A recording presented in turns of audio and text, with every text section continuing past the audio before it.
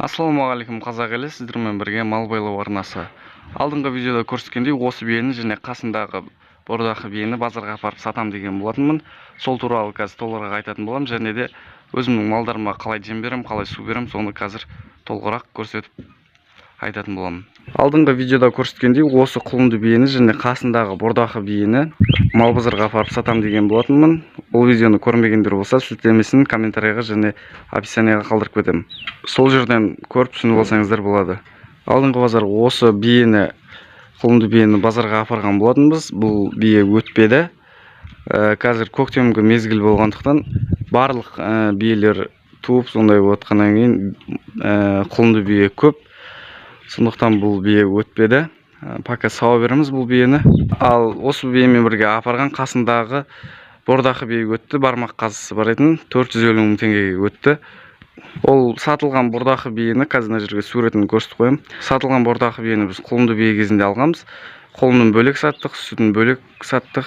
И өзін кеше 450 мың теңгеге саттық. Бордақы да базарда көп. Қазір бордақының сезоны болмағандықтан бордақында алушылар көп емес. Сондықтан орташа бағаға өтті. Бірақ өзінің бағасын былай да былай ақтады.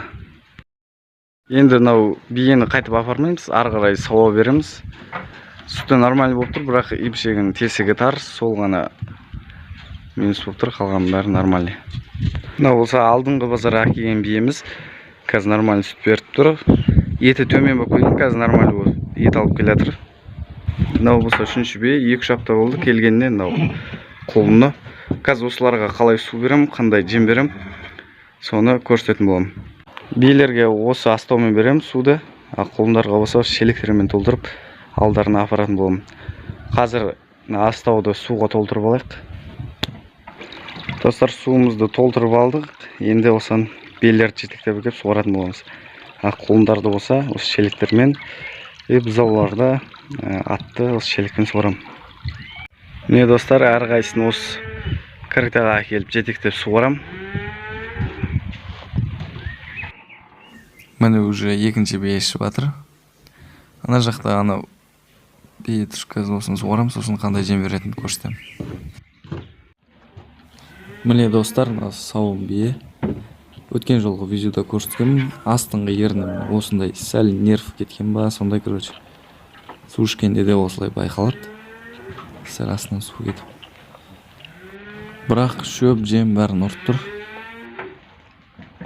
Міне мынау арқандалып тұрған аттарды өсіп шелекпен суарасам, бұзауды.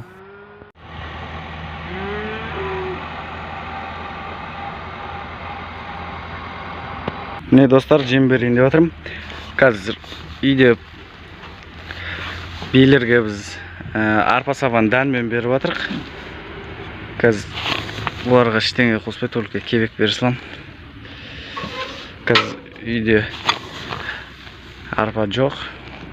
Келесі апта алған жеріміз. Шөжу кебек салып бере салам. Міне өстіп алдарына келіп, ашық жерге әкеп төге салам. Міне екінші биеге.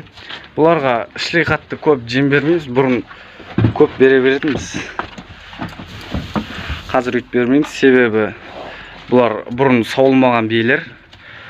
Жемді көп бере берсек, бұлар семіріп құтырып сауызбай кетеді.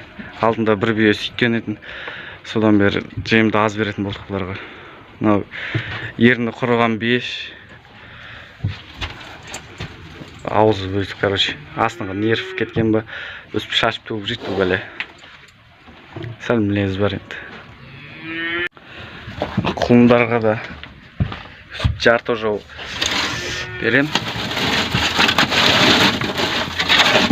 Алдын өсіп таза жүрем да, бұларға да жарты жол салам. Бұлар да өздер жей береді. Сауылып тұрған соң өсіп жем беруге тура келеді. Міне бұзауға да бердім. Біз шыламай бере береміз. Болмаса арпа, бидай дегендерді тартылған болса да өсіп бере береміз. Қыстың күні қатып қалмас үшін өсіп бере береді екен, өздері жей береді, шаршамайды. Біз жемге тұз қоспаймыз. Тұзды осындай алдына кесек-кесек осындай тұздарды каждыйдың алдына осылай тастап қоямыз. Осыны өздері керегін жалап жібереді. Достар, мен сіздерге өзімнің екінші арнамды ұсынбақшымын. Үй жағдайында түрлі қолдан тренажерлар жасау, штанга жасау,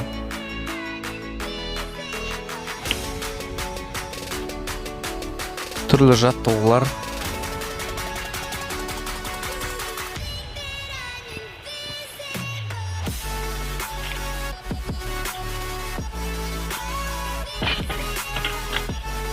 салмағы азайып көбейетін гантель жасау,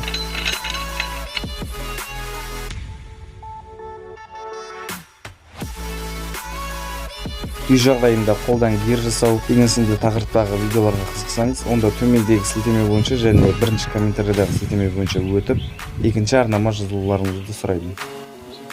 Олай болса достар, менің видеом өз соңына келіп жетті. Егер де видео ұнаған болса, арнаға жазылып, лайк басып, қазақ тілді арнаны қолдай отырыңыздар. Алда тағы қызықты әрі пайдалы видеолар болады. Келесі кездескенше аман сау болыңыздар.